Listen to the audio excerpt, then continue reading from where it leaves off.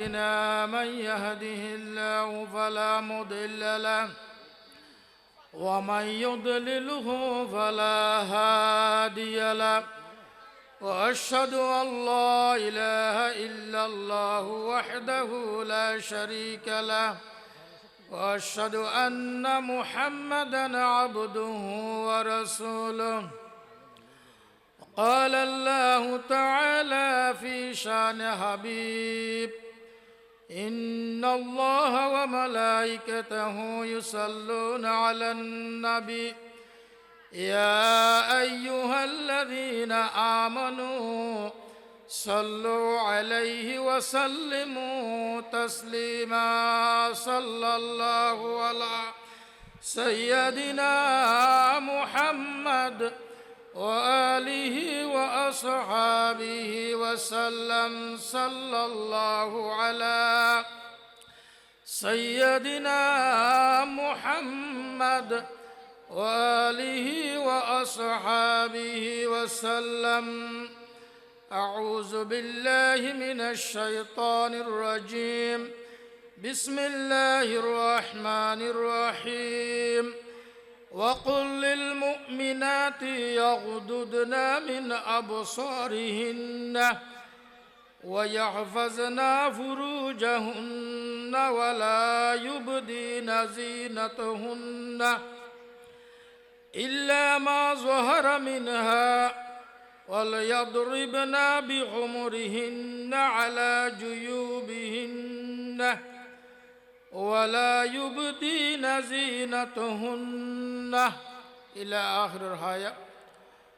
সম্মানিত আজকের এই প্রোগ্রামের তাফসীরুল কোরআন মাহফিলের আলোচনার পরিবেশ, এটা কোরআনের কথা যখন বলা হবে তখন শ্রোতাদের উচিত হলো চুপ থাকবে এবং মনোযোগ সহকারে শুনবে। সুতরাং আপনারা এলাকাবাসী যারা আছেন, যারা রাস্তাঘাটে আপনারা আছেন, মাগরিবের নামাজ পড়ে ইনশাআল্লাহ আমাদের আজকের বিশেষ মুফাসসির বিশিষ্ট আলেমে দ্বীন হযরত মাওলানা ডক্টর নিজামউদ্দিন সাহেব, উনি মাগরিবের নামাজ এখানে পড়বেন। আপনারা নামাজ পড়ে হয়তো হুজুর চলে আসছে, আপনারা নামাজ পড়ে এখানে মাহফিলের মধ্যে সোজা আপনারা চলে আসবেন এবং হুজুরের আলোচনা আপনারা শুনবেন, আমল করার চেষ্টা করবেন। সম্মানিত উপস্থিতি, আমাকে আসলে এখানে বিষয়ের উপর আলোচনা করা সম্ভব নয়, তারপরে আমাকে একটা বিষয় দেওয়া হয়েছিল। তা এই বিষয়ের উপর ভিত্তি করে আমি পবিত্র কোরআন থেকে একটা আয়াত আমি তেলাওয়াত করেছি যে ফর্দা, আজকে আমাদের সমাজের মধ্যে ফর্দা একটা এখন অপশনাল বিষয় হয়ে গেছে।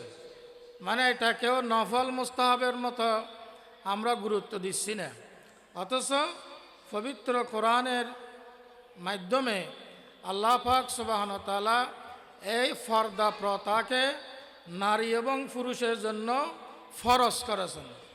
এটা একটা ফরজ ইবাদত। নামাজ ফরজ, না পড়লে যে অপরাধ, যে ফর্দা মুসলমান নরনারীর জন্য যে ফর্দা ফরজ, এই ফর্দাটা তরক করলে কবিরা গুনাহ।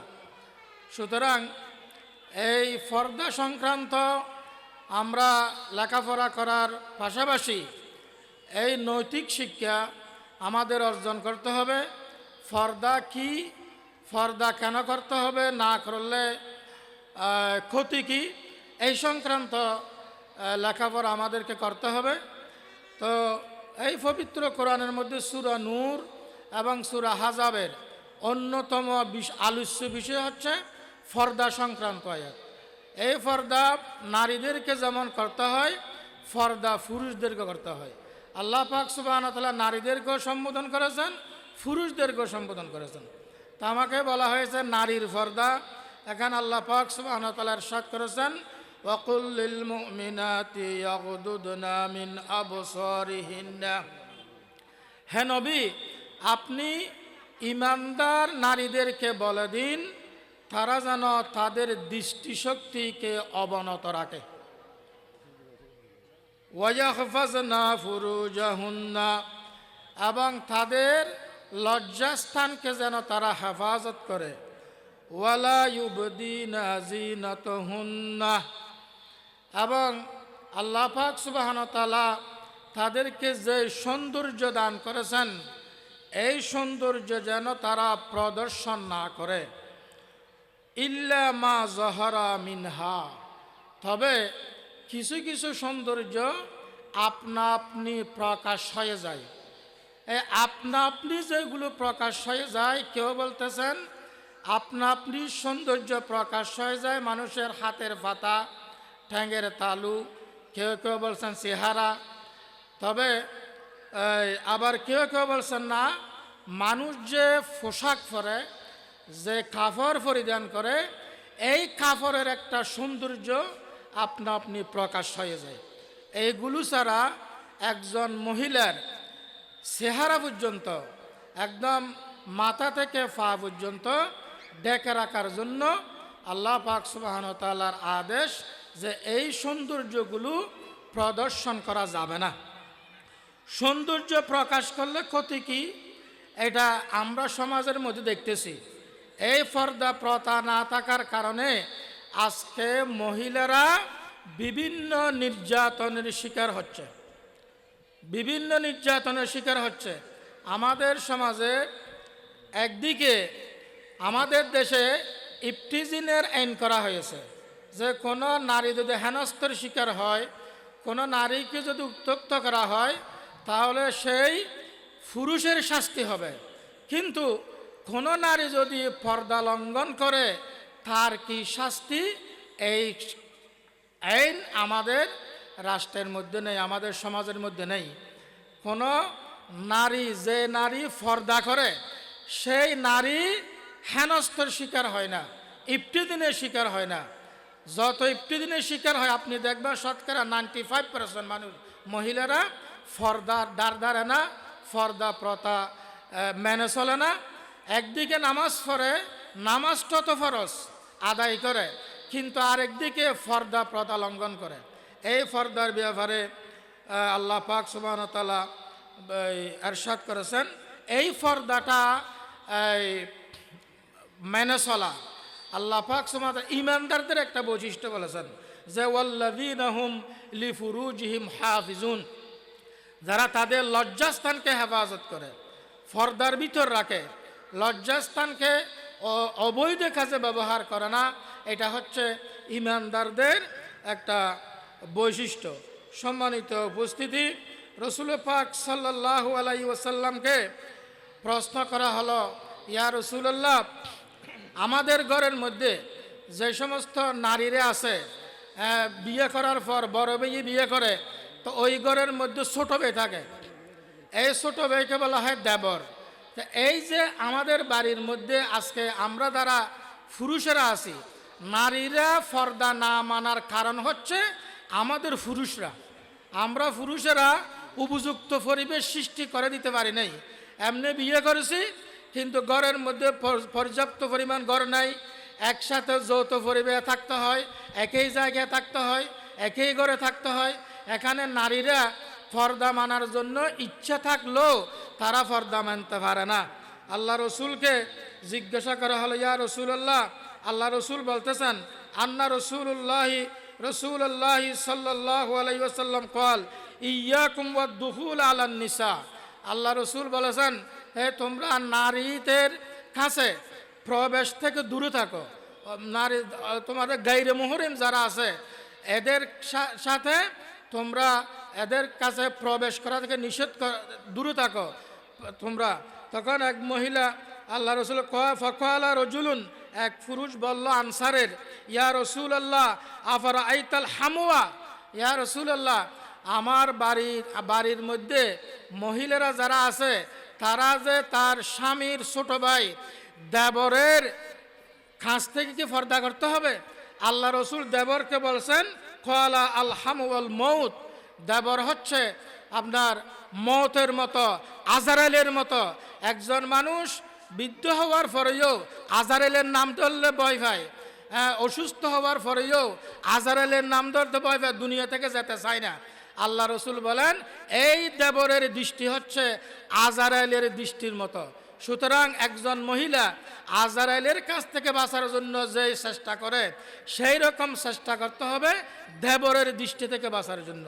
সম্মানিত উপস্থিতি, এই আমরা আমাদের মধ্যে আমাদের মহিলারা যিনি বেপরদায় চলাফেরা করতেছে সে হয়তো আমার স্ত্রী হবে, না হয়তো আমার বোন হবে, আমার মা হবে, আমার খালা হবে, আমার পাড়া প্রতিবেশী হবে। এই পর্দার ব্যাপারে যদি আমরা পুরুষেরা যথাযথ ভূমিকা রাখি তাহলে কিছুটা পরিবেশ হলেও ফিরে আসবে। এই পর্দা মহিলারা যেই পোশাকগুলো পরে, এই বোরখা পরিধান করতে বলছেন আল্লাহ, চাদর পরিধান করতে বলছেন মোটা কাপড়। এই মোটা কাপড় বোরখা পরিধান করতে বলেছেন সৌন্দর্য ঢেকে রাখার জন্য। কিন্তু আমাদের সমাজে মহিলাদের যে কাপড়গুলো বানানো হয়, যে কাপড়গুলো তৈরি করা হয়, এই কাপড়ের দিকে পুরুষেরা আরো ভালো করে তাকিয়ে থাকে। এই পোশাকগুলো কেমন আকর্ষণীয় করা হয়, এটা পর্দার মধ্যে পড়ে না। সুতরাং যেই কাপড়গুলো মহিলারা পরিধান করে শরীয়তের দৃষ্টিতে এইগুলো কোনো পোশাকই নয়। কারণ পোশাক পরিধান করার উদ্দেশ্য হচ্ছে আপনার সতর ডেকে রাখতে হবে। আজকে মহিলারা যে কাপড়গুলো পরিধান করে পুরুষের চেয়ে মহিলাদের কাপড় বেশি, কিন্তু মহিলারা আবার প্রদর্শনও বেশি করে, শরীরও বেশি দেখা যায়। কারণ এগুলো এই প্রথাগুলো আমাদের সমাজের মধ্যে চালু নেই। এগুলো আমাদেরকে চালু করতে হবে বেপরদার এই ফিতনা থেকে যুব সমাজকে বাঁচার জন্য। আজকে যুব সমাজরা যে ভুল পথে চলে যাচ্ছে, ও খারাপ পথে চলে যাচ্ছে, এর অন্যতম কারণ দেখবেন পর্দা। আমাদের সমাজে আমার একই ঘরের দুইজন মহিলা যদি একজন স্কুলে পড়ে একজন মাদ্রাসায় পড়ে, তাহলে মাদ্রাসায় যিনি যে যায় ওই মহিলা আমার মেয়েটা পর্দা করা যায়, নেকাব পরা যায়, আপনার বোরকা পরা যায়। আবার আমার একই মেয়ে স্কুলে পড়ে কলেজে পড়ে, সেখানে সে পর্দা মেনে যায় না, বোরখা পরে না, নেকাব পরে না। তাহলে এই জন্য কি আমরা পুরুষেরা দায়ী নয়? সুতরাং এই পর্দা প্রথা আমাদেরকে পালন করতে হবে। এরপরে যেই কাপড়গুলো মহিলাদের আছে এইরকম, এগুলো শরীয়তের দৃষ্টিতে পোশাক নয়। শরীয়তের দৃষ্টিতে পোশাকের কিছু বৈশিষ্ট্য আছে পর্দা মানার জন্য। যে এক নম্বর বৈশিষ্ট্য হচ্ছে কোনো কাপড় ঠেটফিট হওয়া যাবে না। আজকে আপনারা দেখবেন সমাজের মধ্যে পুরুষদের কাপড় চোপড় অনেক ডিলেডালা আছে, পুরুষদের কাপড় অনেক ডিলেডালা আছে, কিন্তু মার্কেটের মধ্যে মহিলাদের যেই কাপড়গুলো সিলানো হয় রেডিমেড পাওয়া যায়, এবং মহিলারা যে ডিজাইনগুলো কাপড়ে সিলার দেওয়ার জন্য দেয় ওইগুলো দেখবেন যে অধিকাংশ টাইট ফিট, একদম শরীরের সাথে লেগে যায়। এরকম টাইট ফিট কাপড় এবং অত্যন্ত পাতলা কাপড়, যেই কাপড়গুলো পরলে শরীরের মধ্যে তার অবয়ব দেখা যায়, শরীরের অঙ্গ প্রত্যঙ্গ কোনটা কত বড় এইগুলো ভেসে উঠে কাপড়ের উপর দিয়ে, এইগুলো বেহায়া কাপড়। এই কাপড়গুলো মুসলমানদের জন্য পরাটা জায়েজ নেই।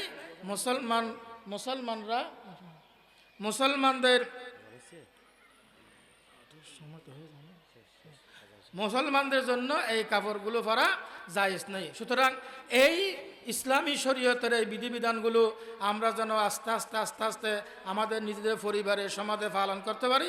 আল্লাহ প্রত্যেককে তৌফিক দেন। ওয়া মা আলাইনা ইল্লাল বালাগ। আসসালামু আলাইকুম ওয়া রাহমাতুল্লাহ। নামাজ